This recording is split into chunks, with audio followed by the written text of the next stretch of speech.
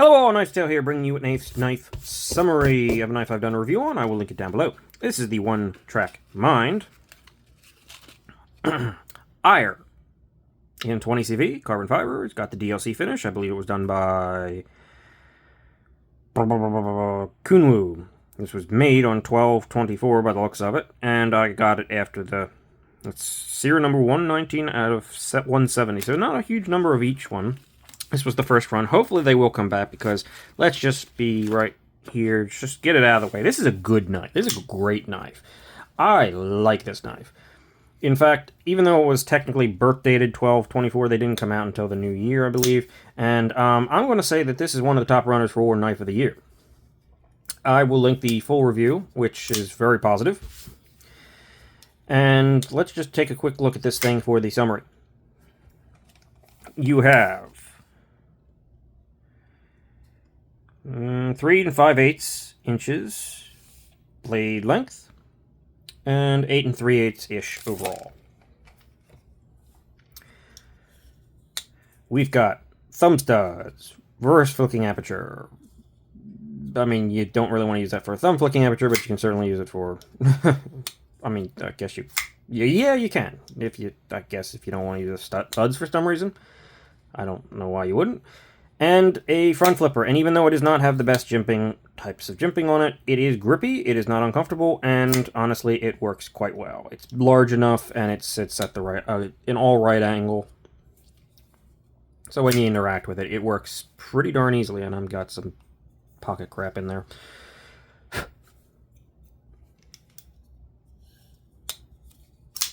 Yes. This also has that sort of reflective DLC that Kunwu does, satinish. I wouldn't know if it's called a satin, but it's very reflective. It's not full polish either. It's not like a mirror polish, but it's like a polished DLC, I guess you could call it. The only problem is DLC in general likes picking up oils and colors. Alright? Looks a little prismatic at certain angles and everything, and this is no exception. It's good looking, but it's very subject to minute amount of oil. That said, there was definitely I think there was a plain version and a stonewash version, like a satin and a stonewash version of this thing. It is hollow ground. It is quite thin behind the edge. You have, as you can see, there's a little bit of extra oil in there too, and that's probably what's got it coming that way. It's causing the blade thing. Yeah, and the blade is completely sterile. There's no markings on the entire knife. In fact, I really like that. Interesting captured pivot. There is jimping up here, as I said, but yeah, it's not really, well, no. You know what? It is kind of doing stuff. Not a ton, like on the pullback, it doesn't really offer much, but on the push forward, yeah, it does catch you. So, fair enough. Big old sort of slightly modified sheep's foot blade with this little harpoon notch up there. It's doing a lot of things, and it looks good. It's aggressive. You know what? It's hard to see on this background. Let's just move this over for today so we can get a better look at the thing. Yeah. It's got a distinct look to it. It's got a very nice... I mean, you can see maybe inspirations of a few other knives in there, but it's definitely doing its own thing. It's definitely very nice. Carbon fiber handles. There was also a micarta handle variant, I believe. This one is the full blackout with the DLC, of course. I'd love to see a satin or DLC version like this with black hardware and everything, but the silver twill carbon fiber, that would be pretty freaking awesome. Ergos are fantastic. The clip is relatively deep for not being like that deep carry pocket clip. It's got great retention. Like it's definitely flexible enough. It's not too stiff. It works wonderfully. It is actually inlaid into the carbon fiber, and you can reverse it, and they have a little filler tab, which is very, very nice. This is a bolster lock, I guess you would say, that while it's not giving you an overly large amount of extra space, so you got to come just a little bit from the side, it is chamfered there, you've got some jimping, and it's really easy to do. Also, as many times I've said before on this channel, if you've never heard me, I like when knives have this little nub on the tang behind the blade. Especially when it's a knife that could easily swing down and catch you, based on where the blade is. This is a nice element of protection. This will never hit me because it always catches me there, and then it's unbelievably smooth and drop shut from there. I mean, this thing is just, yeah, absolutely wonderful.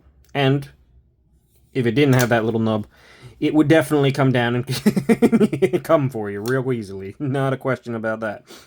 The sharpening joint and plunge grind is back here. I mean, not only do they give you a huge finger choil, but it's here. You have infinite life on this knife. You can also use that forward choil, which is quite comfortable and reasonably roomy. Like, I'm in it, and I'm still far away from the edge. So, yeah, I really love that. Ergos, wonderful. It is contoured. It is rounded on the edges. This thing is just extremely well designed and extremely well executed. Absolutely 100%. So, I'm basically just raving about the knife because, yeah, it's definitely worthy of potentially winning Knife of the Year category for me. It's probably one of my top 2 right now.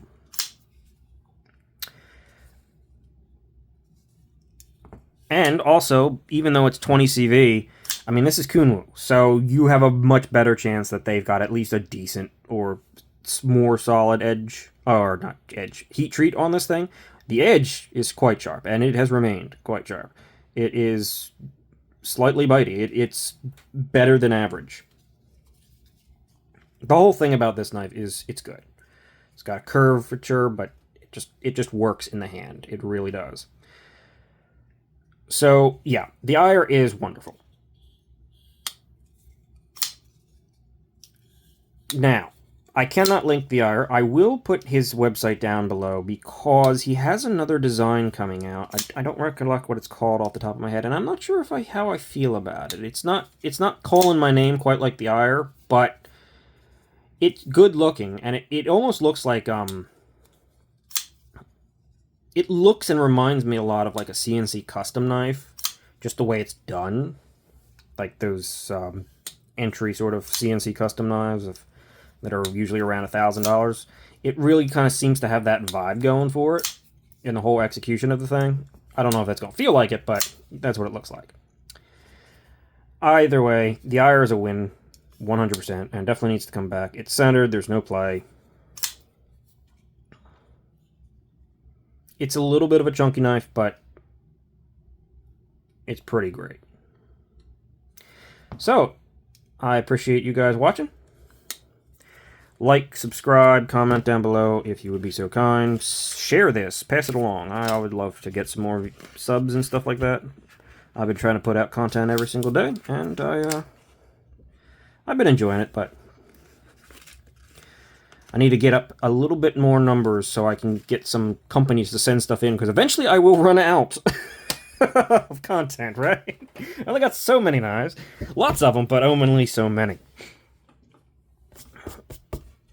You can look down the description. You can contact me. There's an email that you can contact through there if you have anything to say, any comments that you don't want to leave down in the comment section. Feel free to do that. And that's all for me.